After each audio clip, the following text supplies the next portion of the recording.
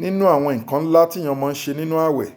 àti ní gbogbo ọjọ́ ayé tíyàn fi máa ń rí ìyọ́nú ọlọ́run tọ́lọ́run bá fi máa ń yọ́nú síyàn tọ́lọ́run bá fi máa ń gbéyàn ga tíyàn fi ń jèrè ilé ayé àti tọ̀run tíyàn fi ń jèrè ayé àtàlùkẹ́ àmọ̀ tí lọ síwájú fi ń báyàn táwọn màláìkà tí wọ́n mọ̀ dunnú síyàn àmọ́ àwa èèyàn afojú kéré ẹ̀ púpọ̀ kí ni nǹkan náà lọ bẹ̀rẹ̀ sí ń ṣe òun náà ni ká máa rántí àwọn tó ti kú nínú àdúrà gbàdúrà fáwọn tó ti kú ṣe sàárà fáwọn tó ti kú ó jẹ́ mọ̀lẹ́bí ẹni ó jẹ́ mùsùlùmí lápapọ̀ ni ó jẹ́ tíṣà ẹni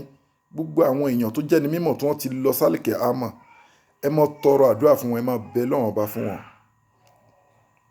wàá rí i pé ìlọsíwájú náà máa bá wọn náà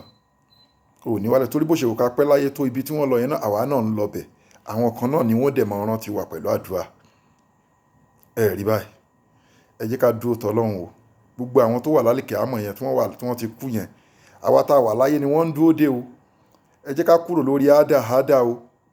bó ṣe wò ká pẹ́ láyé tó á pẹ́ lálìkẹ́ àmọ́ jù bẹ́ẹ̀ lọ o gbogbo àwọn tó ti kú tipẹ́ yẹn ojú ń kún àwọn náà bíi pé kọjọ́ ìdájọ́ káwọn tètè gbàdájọ́ ni wọ́n ń dúró dà wá tá a wà láyé ni o iṣẹ́ rí dọwọ́ èmi àti ẹ o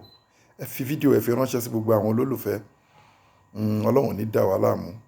fún gbogbo àtà fẹ́ ṣe ìtọrẹ àánú nínú ààwẹ̀ ẹgbẹ̀gbà Global Dahiratu Dhikrlahi Islamic Organization zakat ni sadako ni ají ni umura ni ẹgbẹ̀gbà Global Dahiratu Dhikrlahi Islamic Organization a wà lórí YouTube tẹ́ bá ti tẹ Global Dahiratu Dhikrlahi Islamic Organization sí yóò gbé profile wa jáde fún yín ní YouTube Instagram Facebook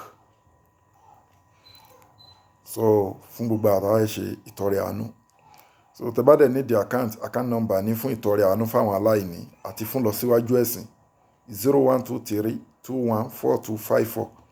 account number fáwọn aláìní 0123214254 Global Dahiratu Dhikrlahi Islamic Organization Wema Bank of Nigeria WhatsApp number wa international number wa +2761295638 àdúrà ló ń gba agbára kọ iṣẹ́ rí dọwọ́ èmi àti yín o. Massalamu wa ilal liqa'i. Ẹ fi fídíò yìí ránṣẹ́.